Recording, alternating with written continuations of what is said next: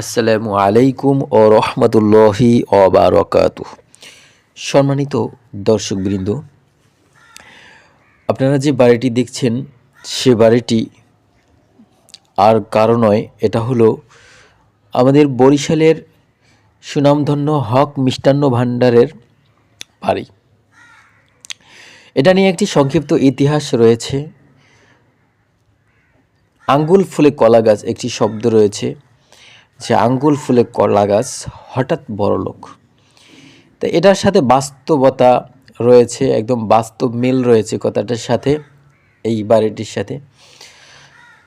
এই বাড়ির মালিক সে দুধ বিক্রেতা ছিল।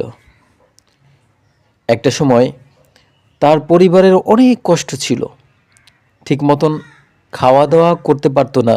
মানুষ মুখে, লোক মুখে শোনা যায় যে তারা একটা সময় সঠিকভাবে ভালো মন্দ খেতে পারতো না। লোকমুখে এই বাস্তবতাটাই শোনা গেছে। তো পর্যায়ক্রমে তার পিতা, হক সাহেবের পিতা, অনেক আগে সে দুধ বিক্রেতা ছিল। অনেক কষ্ট করে বাজারে দুধ বিক্রয় করত। তারপর তার ছেলেদেরকে লেখাপড়া করিয়েছে। লেখাপড়া করার পরে একটা পর্যায়ে আল্লাহ পাক রব্বুল আলামিন তাদেরকে আমূল পরিবর্তন ঘটিয়েছেন। এখন সেই দুধ বিক্রেতা থেকে মিষ্টির দোকান, আর সেই মিষ্টির দোকানের নাম হলো বরিশালের সুনামধন্য, তাদের খুব সুনাম রয়েছে, ঐতিহ্যবাহী হক মিষ্টান্ন ভাণ্ডার এক নামে বরিশালের সবাই চেনে সেই দোকানটি। তো হক মিষ্টান্ন ভাণ্ডার, সেই মিষ্টির দোকান দিয়ে তাদের এই পরিবর্তন দেখুন। এখানে রাজকীয় একটি বাড়ি করেছে, একদম নদীর পাড়ে।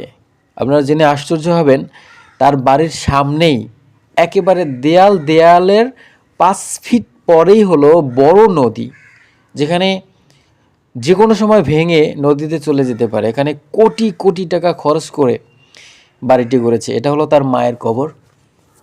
এই যে দেখছেন, খুব সুন্দর করে গোরস্থানটি বাধাই করেছে, খুব নকশা করে। এটা হলো তার মায়ের কবর। আর তার পিতা, হক মিষ্টান্ন ভাণ্ডারের পিতা অন্য জায়গাতে আছে, অন্য বাড়িতে, তাদের বাড়ি আছে আরও। তো এখানে মায়ের কবর দিয়েছে। আর বাড়িটা এত সুন্দর সাজানো গুছানো, মানে দেখে যে কারো ভালো লাগবে, যে কারো ভালো লাগবেই। এত সুন্দর করে নকশা করে বাড়িটি করেছে, কোটি কোটি টাকা খরচ করে এ বাড়িটি তৈরি করা হয়েছে। তো আল্লাহ যদি চায় কাউকে বড় করবে, সকালে ফকির বিকালে ধনী করবে, আল্লাহ সেটা করতে পারে। এটার বাস্তব চিত্র এটাই। কোথা থেকে কোথায় নিয়ে গেছে আল্লাহ তাদেরকে। রাজকীয় বাড়ি গড়েছেন। শুধু এই বাড়িটাই নয়, বরিশালে আরও 5 তলা 6 তলা আরও 2টা বাড়ি আছে, আরও 2টা বাড়ি আছে। এবং ধন সম্পদের অভাব নাই, টাকা পয়সার কোনো অভাব নাই। তারা এখন বিশাল বড় একটা ধনী ফ্যামিলি।